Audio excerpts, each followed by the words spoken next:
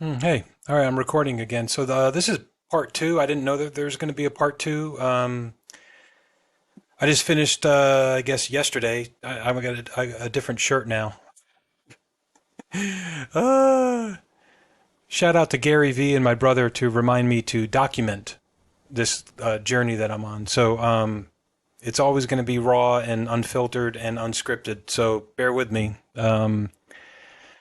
I guess I'm making mistakes as I go and trying to learn a little humility by making them publicly. So, anyways, this is kind of part two, but it might not look like part two if it's clipped together, which I also don't know how to do, but I'll figure it out. Um, this is the story about to remind you of the essence of hospitality entrepreneurship, but really it's a story of it's a tragic story about a hotel that, here you go.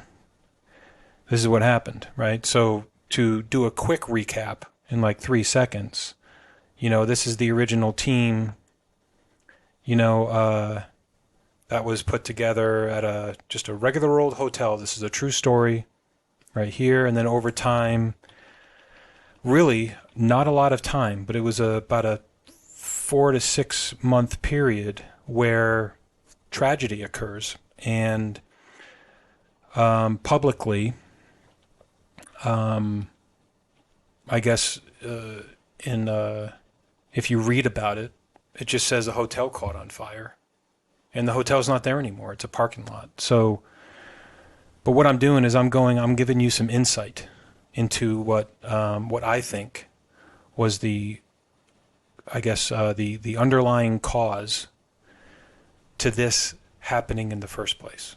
Okay, that did not make it into the insurance records, and it did not make it into the media.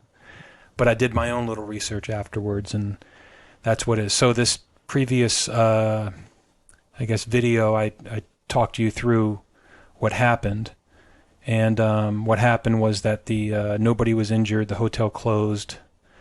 It sold a year later. It's no longer a hotel. And then I added here that the newspaper,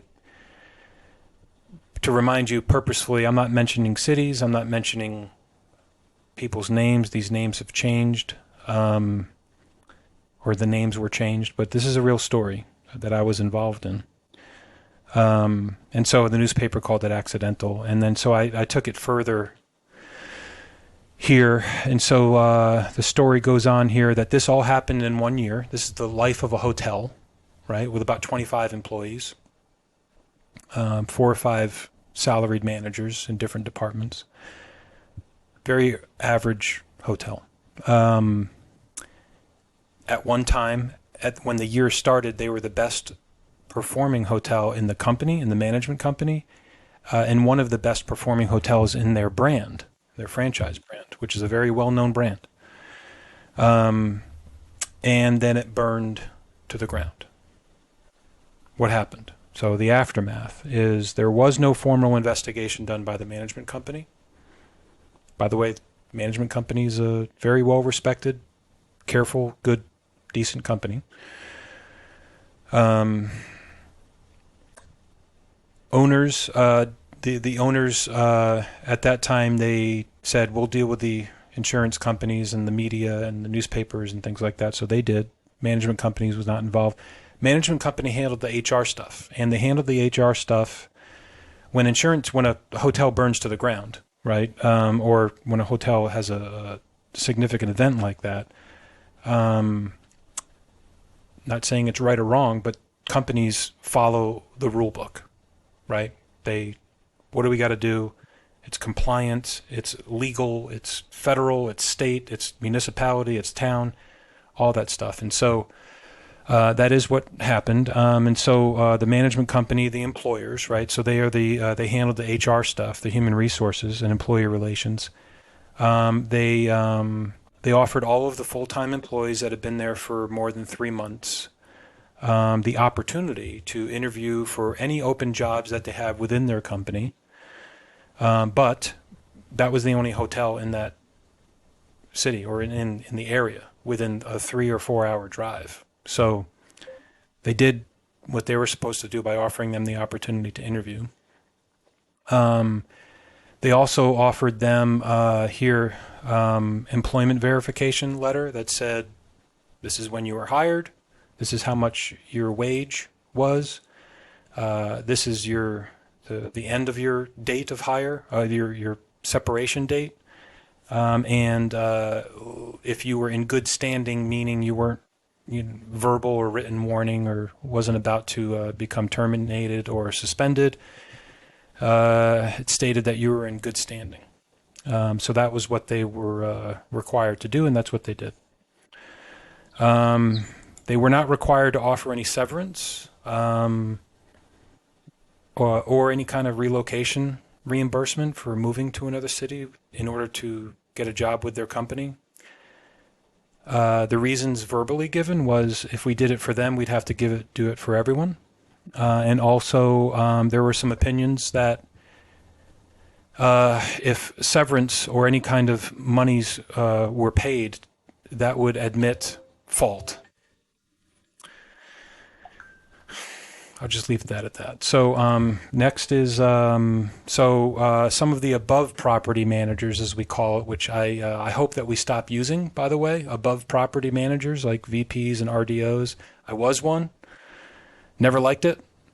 We're not above anybody, but for some reason when you're called above property, you feel above them. I did feel like that. It's not real. It's not true. Anyways. So the facts of this are here. Sorry, I'm getting a little distracted. My phone blowing up. All right, so facts are the first 4 months of that year. So this was a year process, the life in a hotel, that ended with tragedy, right? The first 4 months of that year, these are actual numbers or approximate numbers. It was the highest performing hotel in revenue, profitability, quality scores, guest satisfaction scores, and employee engagement scores, employee satisfaction surveys, and things like that. During that time, those 4 months, the P&L showed about $4,500 spent on new hire training, onboarding, and continued education and certifications for the people at the property level. That came to about, I think there was 20 or 25 employees, so it came to about $45 per employee per month that was spent on that. So the 8 months after that, so the story, if you remember, the general manager, Amanda, we called her for this, she went on maternity leave. And then that was about at that 4 month period or 5 month period. And then the processes that happened. And so around that time, before she left, if you remember, she had a relationship with Publix, and they had a great party recognizing the housekeeping department. Publix donated $1,000 of gift cards, and they gave 10 employees in the housekeeping department $100 gift cards to Publix because of their team effort. And that housekeeping supervisor that joined that was working so hard, she wrote that letter or talked to her dad and said, like, I chose the right place. This is a great place for me to be, and I'm so happy. So looking back, that was like the height of engagement at that hotel, the height. And then this is the decline. Nobody's fault, just the way that in my opinion, the looking at the history of it, it's the start of the decline of employee engagement and consistency, not with people, but the consistency of practices and walkthroughs, as I'm going to tell you about. So the 8 months after the Publix gift card celebration, for the entire 8 months, $0 were spent. So this is after the general manager left. That was had full discretion to spend on onboarding and training. So $0 were spent on new hire training, onboarding, continued education, and certifications. Obviously, $0 per month.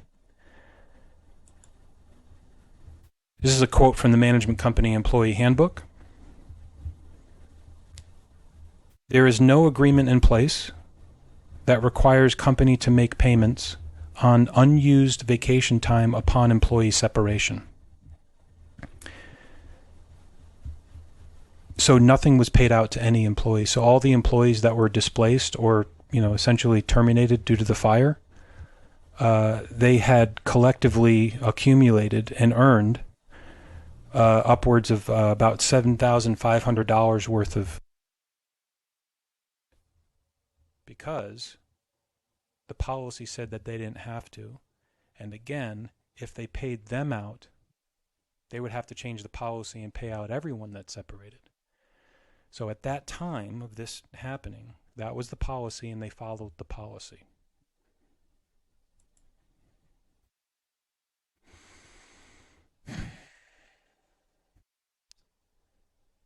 So here's some of my opinions here. So the point is not to blame. It is to expose something and to give you some insight of the intense value of the engagement chain, as I call it, and the need for policy reform in this owner management industry, which is highly contractual. It can change. You can just put it in the contract. You can just make a change in the employee manual. It takes leadership at the very top to say, we're not doing that anymore and we're changing.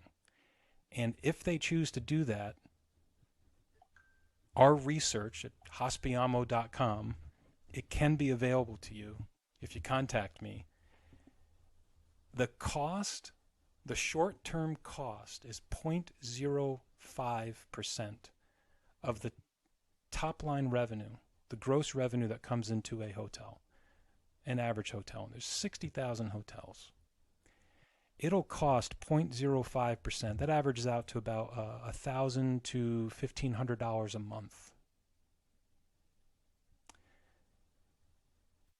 That will impact this in a major way. That's the money that Amanda was spending. Came to about, a couple $1,000s a month.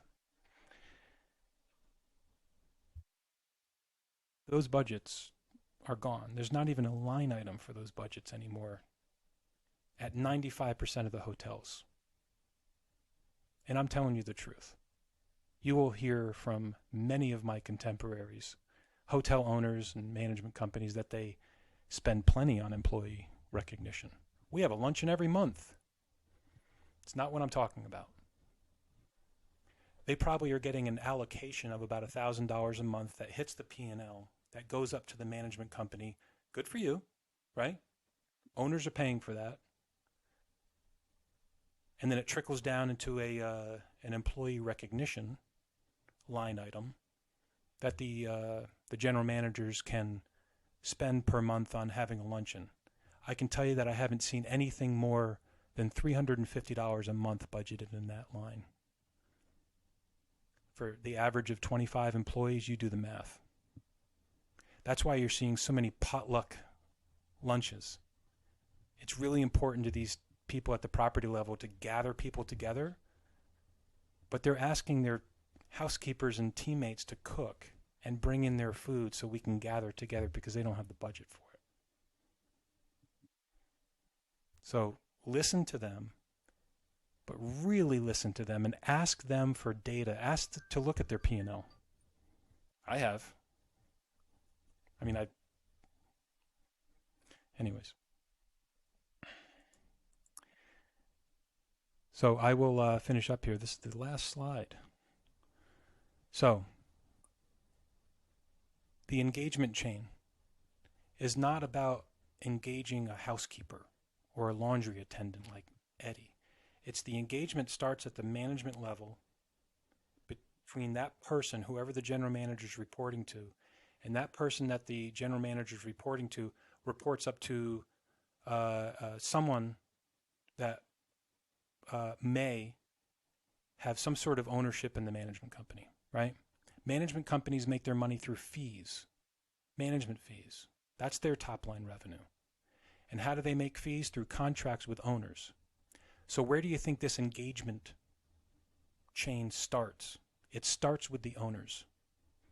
I'm an owner. I know this.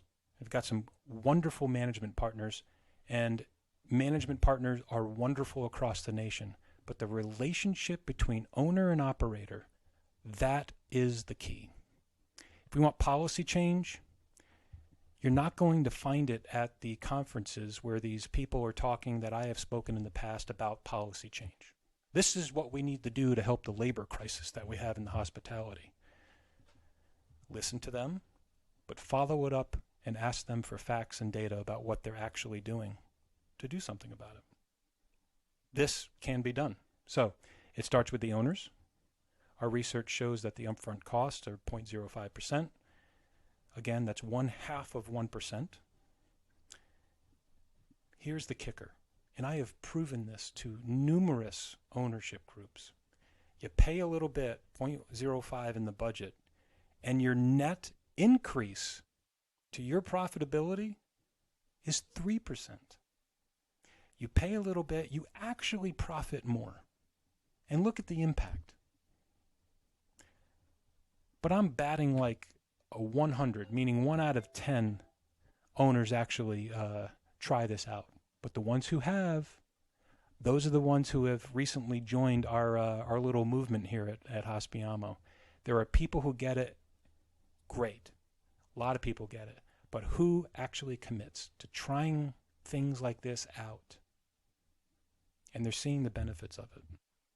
I could go on for the next 3 days and not sleep and talk about this. But I'm not going to right now. You have to watch our live events on Thursday at 3 on LinkedIn Live and YouTube. But also visit Hospiamo.com and go to our creative studio. I'm uploading our podcasts. I'm uploading our the documenting of this journey that we're on, the network that we're starting with really good people. Just go onto the website. If you get it, just click, do a little reading there. So that's my only pitch that I'm going to make during this. But really, this is last thing I'll leave you with, that I hear a lot about people in the industry saying, oh, we got to treat our people better. And this is how we do it. I'm going to tell you, it's just, I think that we need to stop saying that. Because everyone's treating people, not everyone, but, it's not about treating people right. It's too vague. I think it's weak and unaccountable. It's about consistent behaviors, giving people confidence so that they can predict what you're going to do. And they're going to predict that you're going to say yes rather than no. Because if you say no when you ask them to spend $50 on somebody because they did a wonderful job, and you say no a few times, they're going to stop asking. And they have stopped asking for many years. So consistent behaviors, trying different things out and experimenting and saying yes once in a while. Try it out. You can try it out with me. Meaning I will spend hours with you, and I will tell you exactly what you should do. And you don't have to contract with me. You don't have to pay me a dime. I will tell you exactly what you should do to take action, and it will take you about 4 hours to do something. You know who I'm talking to, and anyways. So it's about consistent behaviors between the individuals that make up the engagement chain. Owner, operator, above property manager, general manager, management at the property level, and all of their team members. It's a chain. So when a hotel burns down, follow that chain up all the way to the top. And you will find out the core reason why things like that happen. Goodbye. I love you. Thanks for listening, whoever lasted this long.